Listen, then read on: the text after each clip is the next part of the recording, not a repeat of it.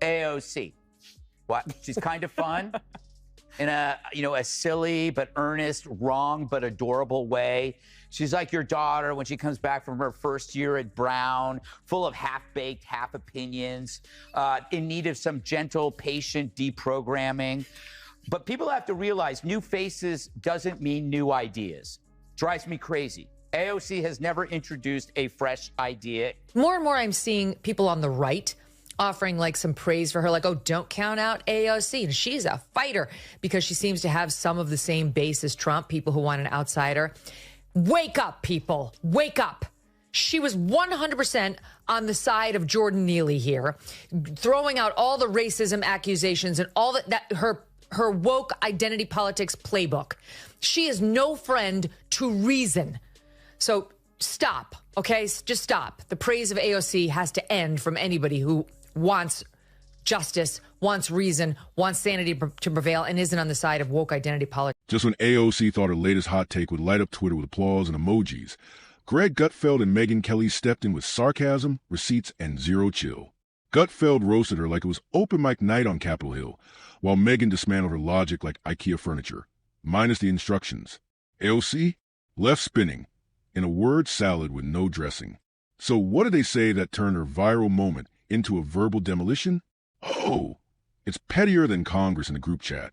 Drives me crazy. AOC has never introduced a fresh idea or issue in her life. The reason why she gets along with Bernie is because she's like an 80-year-old leftist in a used bookstore. I mean, she may look fresh, but she's as stale as an abandoned futon on the street. It's like, I listen to her, I go, I heard that at Berkeley in 1983. AOC just walked headfirst into another intellectual buzzsaw, wearing a tax the rich t-shirt, sipping a $14 oat milk latte, and explaining economics with the confidence of a kid who just discovered a calculator app. But this wasn't a debate. This was an unprovoked, full-blown public meltdown.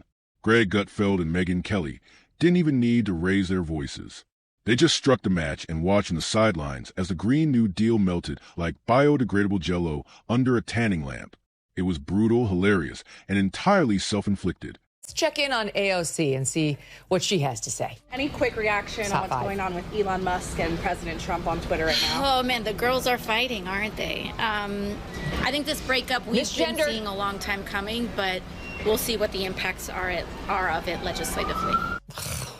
Okay. You're so cool referring to them as the girls. She's above it all, Ben. That's what she's trying to telegraph. You see, she's the adult in the room, the one out there who does a preacher accent. And she leans into her fake Latina accent. And she's the adult in the room. Let's be crystal clear. This wasn't a debate, a discussion, or a thoughtful roundtable. It was more like watching someone bring a spoon to a flamethrower fight. Alexandria Ocasio-Cortez opened her mouth. Somewhere in Washington, likely within walking distance of Whole Foods. And the ripple effect reached two people with zero tolerance for nonsense and even less patience for economic fairy tales. Greg Gutfeld and Megyn Kelly.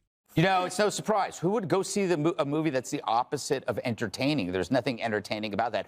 Michael Moore's colonoscopy is more entertaining than that because there's probably more twists. But it does show you how great it is to be a progressive in a liberal biased culture. She really doesn't do her job, right? She makes movies. She goes to galas. She sits for glossy butt-kissing interviews in GQ and other women's mags. Once you get over the fact that you're hollow inside, it's not a bad life. Greg Gutfeld, with all the subtlety of chainsaw in a library, took one look at AOC's latest plan and gave it the same respect most people give expired coupons. Meanwhile, Megyn Kelly came armed with receipts, razor-sharp sarcasm, and the energy of someone who's been itching for months to clap back at TikTok-level policy dressed up as moral crusades. So their problem is, and the reason why they don't have any ideas is they operate on half opinions. Like, what if we get rid of cash bail? Oh, let's do it. What happens? You have repeat criminals wreaking havoc. What if we have sanctuary cities? Hey, let's do it. What happens? You have rapists and killers, finding sanctuary, safe haven. What if we give trans rights that we don't have? Well, you just ruin women's sports. You ruin safe spaces. You make kids' lives hell. But they never think about what their ideas incentivize. That would be nice. So where are their ideas going to come from? Trump. It all started when AOC decided now was the perfect time to redefine success in America by eliminating it entirely. Her latest proposal didn't read like serious policy. It felt more like a 2011 Tumblr post loaded with hashtags and light on logic. According to her, the American economy would thrive if we just handed over the reins to the government and let it run things like a nonprofit yoga studio. Incentive? Competition? Innovation?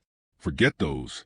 In AOC's dream scenario, the U.S. becomes one giant group project where no one does the work and somehow everyone still gets an A. I read a little bit of the New York Times review, and Teo, he thinks that the hopelessness of the movie makes it a hard sell for people who would go see the movie and also for voters to change their minds about climate change. But they said for AOC that she offers the best on-screen antidote to despair because she's funny, a canny political strategy. But they don't like it if conservatives are funny.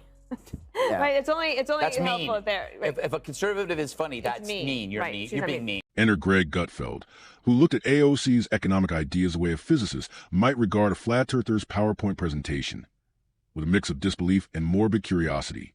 His reaction wasn't angry. It was more like scientific wonder. How? He seemed to ask, does someone speak with that level of confidence while being so wildly off base? The only logical explanation is that AOC lives in a pocket universe where rent is paid in feelings and inflation is just a billionaire-invented vibe killer.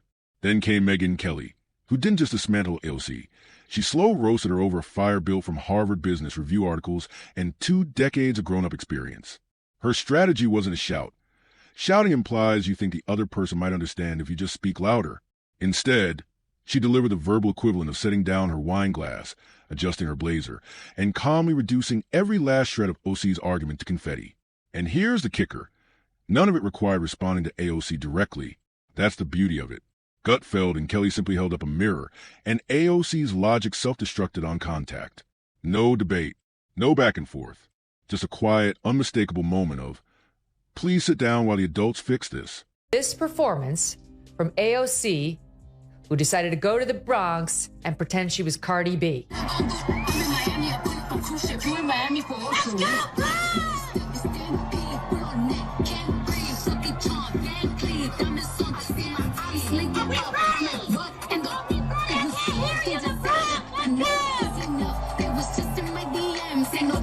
you ready to fight? Are you ready to take this borough back? Are you ready to win on state? You're not Cardi B. You're not Muhammad Ali. You're a congressional Kardashian. Let's take AOC's climate plan, the infamous Green New Deal, also known as the Great American Dream Killer.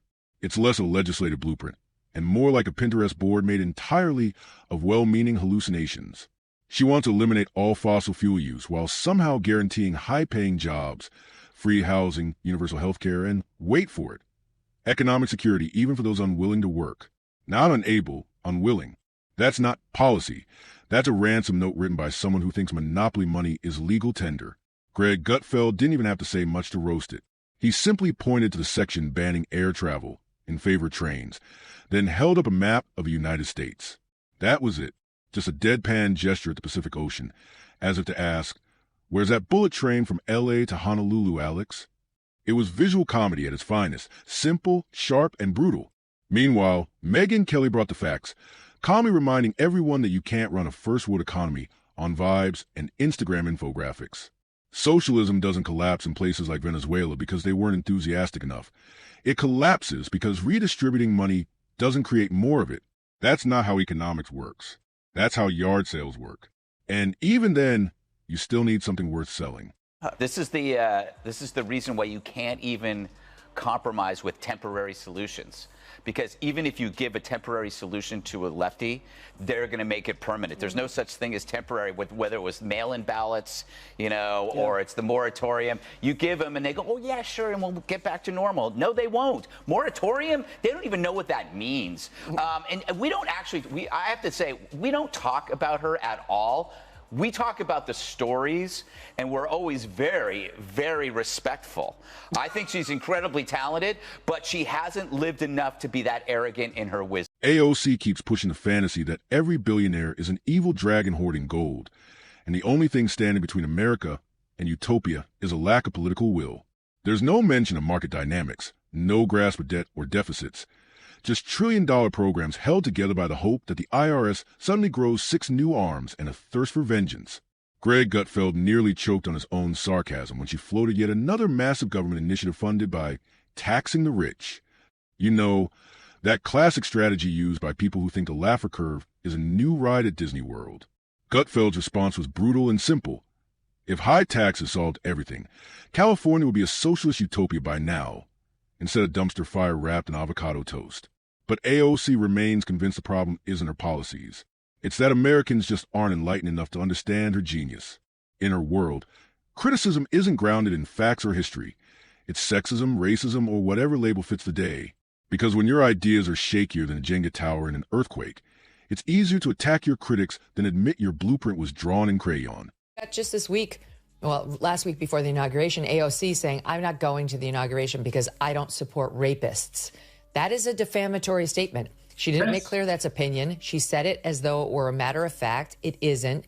And I really think he should give some serious thought to suing her. She wasn't on the legislative floor. She was sitting in her apartment doing a little Instagram. You can't get away with that. A term like he's a rapist or he's committing potential treason in working with the Russians, like news organizations have just, and politicians for that matter, given up all the guardrails that we used to observe. Megyn Kelly didn't even pretend to entertain AOC's latest ideological performance. She took the Congresswoman's entire playbook and ran it through a shredder labeled reality. Kelly pointed out what many have noticed for years. AOC has spent more time cultivating her personal brand than understanding the fundamentals of the government she claims to reform. This is the same lawmaker who once warned the world would end in 12 years, then turned around and celebrated with a viral dance video while blaming capitalism for bad weather. Now she's back with her latest pitch.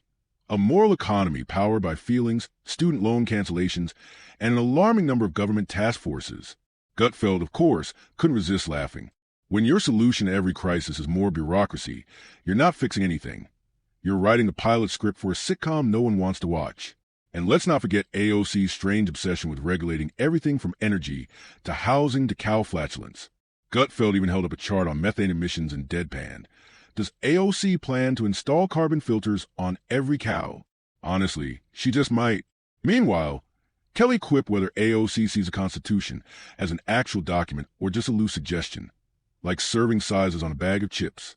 AOC styles herself as a revolutionary, but every idea she pushes has the depth of a BuzzFeed quiz, blending Marxist-like slogans with Starbucks menu buzzwords. And whenever someone pushes back, she retreats to the safe confines of Twitter threads and performative videos, usually shot from a surprisingly upscale apartment. Now you heard that AOC, among others, were arrested last night. She truly is an American hero. It was brutal, taken out in cuffs. Well, technically, her shirt had cuffs. Maybe French cuffs, as she did surrender without fighting. But if her pants had cuffs, she would have pretended to be in leg irons too. But real handcuffs, not so much. But that didn't stop her from pretending. And I hate it when people do this to me. When I ask people to put on handcuffs and they say, I'll just pretend I have them on, I'd be like, sure, and I'll pretend to pay you after. Gutfeld summed it up perfectly when he called AOC's economic views performance art with subtitles. And honestly, that might be generous. At this point, her policy strategy could be boiled down to 3 steps.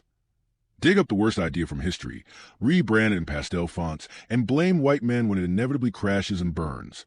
Meanwhile, Megyn Kelly, with her signature combat lethal delivery, pointed out the obvious. AOC's endless emotional appeals are a smokescreen for her lack of basic understanding of how governance actually works. Caring deeply isn't a qualification. It's a toddler's personality trait. Adults solve problems. But every time AOC attempts to fix something, she creates 3 more and documents the disaster in a TikTok video. Gutfeld didn't hold back either. He likened her entire political career to a pop-up shop, loud, attention-grabbing, and gone the second real accountability enters the room.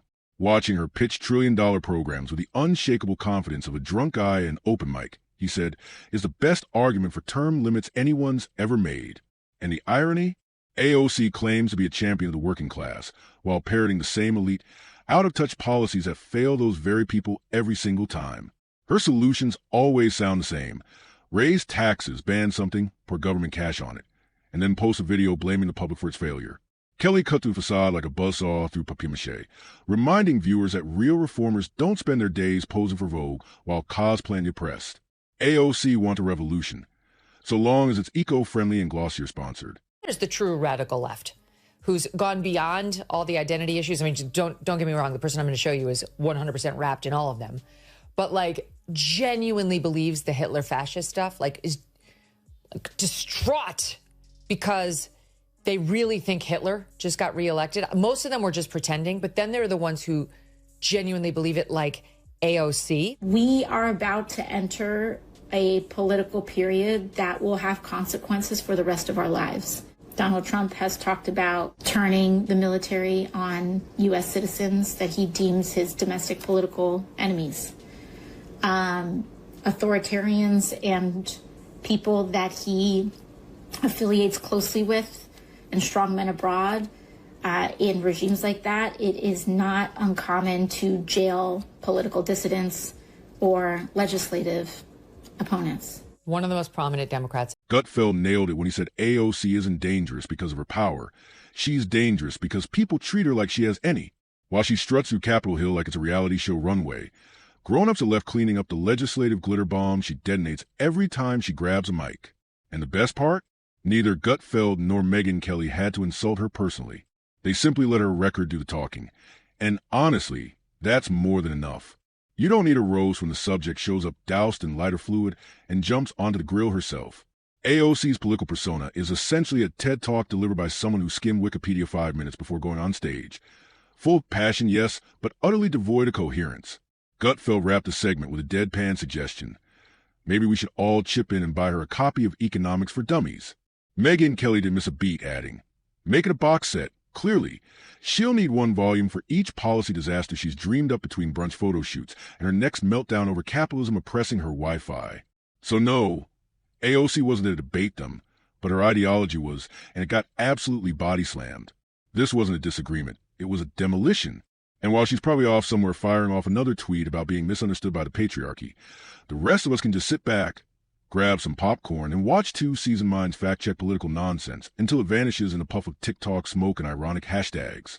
He's talking, there when I'm picturing AOC lecturing us about our hamburgers, how we can't have them anymore, and we can't have heat in our homes, we can't have SUVs, and we can't, now the left wants us, we have to get rid of our gas stoves. It's a no. And so, they are very punitive. They want to control the way we live, of course, from their own private jets and mansions, which are, they're gas guzzling and energy guzzling by the minute. And he's feeling it. But I think this one goes beyond just the squad or leftist politicians. AOC's political strategy resembles a toddler trying to pilot a Boeing 747, armed with finger paints and unshakable optimism. She weaves sweeping narratives laced with trendy buzzwords, then flings them to public like confetti at a parade no one asked for. But beneath the glitter and hashtags lies a jarring absence of substance. Megyn Kelly didn't blink. With surgical precision, she dissected AOC's latest batch of proposals, exposing them as high-calorie rhetoric with zero nutritional value. Gutfeld didn't bother with nuance. He lit the whole facade on fire. He highlighted the absurdity of AOC's anti-capitalist crusade, while she thrives in a system she claims to oppose. Her newest pitch? Nationalizing industries she clearly doesn't understand, all while pretending economic literacy is a luxury, not a requirement. Yet somehow, her followers eat it up like it's gospel. But Kelly and Gutfeld aren't letting it slide. They've made it clear.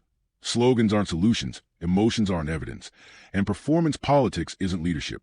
Strip away the curated selfies and teary live streams, and what remains is a cocktail of outdated ideology and misplaced confidence. Still, AOC marches on, undaunted by facts, bolstered by filters, viral clips, and a cheering echo chamber.